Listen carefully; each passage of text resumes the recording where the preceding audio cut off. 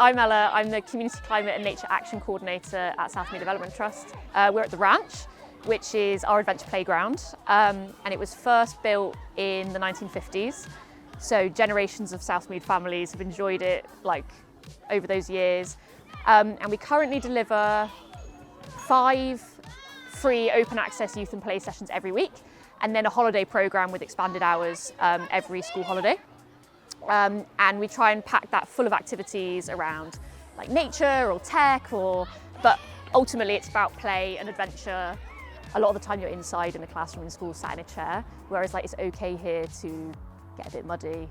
I'm not sure if the parents agree, but it's okay to get a bit muddy, to put your hands in the water. It's kind of permission to test and permission to discover, which I think is really fun.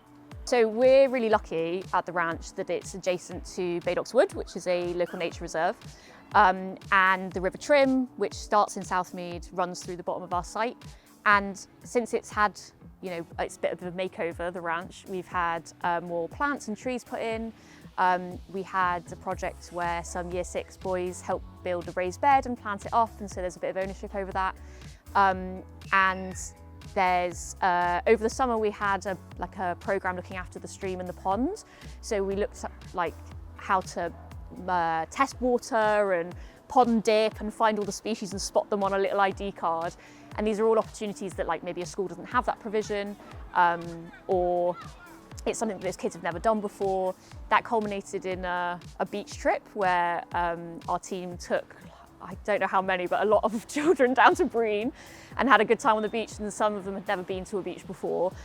So it's just demonstrating that value of a third space where children can be outside, playing, being introduced to nature, understanding how that makes them feel, understanding how they could take those skills out and look after their parks or their gardens, or get interested in that from a career prospect potentially, hopefully. Our most important work, I think, is the fact that we can support children from a really, really young age, all the way through to when they are 16 here at the ranch. But then we have these pathways where people can, as they transition out of our youth services at 16, they can come back to volunteer. A couple of them over the summer got some paid roles, and that contributed to work experience and things they wanted to study at college.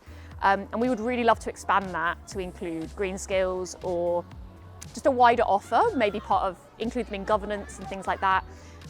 But because we also run adult services on our other site at Greenway, there's a really natural pipeline that really we can support people through their whole life and really oversee those important transitions, like primary school into secondary school into college or work. And so we would really like to strengthen what that pathway looks like with an environmental focus. I think we have a lot of children who don't conform to a traditional or a conventional education setting. They maybe don't attend school at all, and they want that kind of practical space or a playful space or an exploratory space where they don't have the pressure of qualifications or the pressure of tests. So being able to have an offer where people can come, learn creative production and how that can be a green skill, woodwork and how that can be a green skill, fixing bikes and how that can be a green skill. We think that the community offers a really valuable third space in addition to home and school for young people to be able to learn that.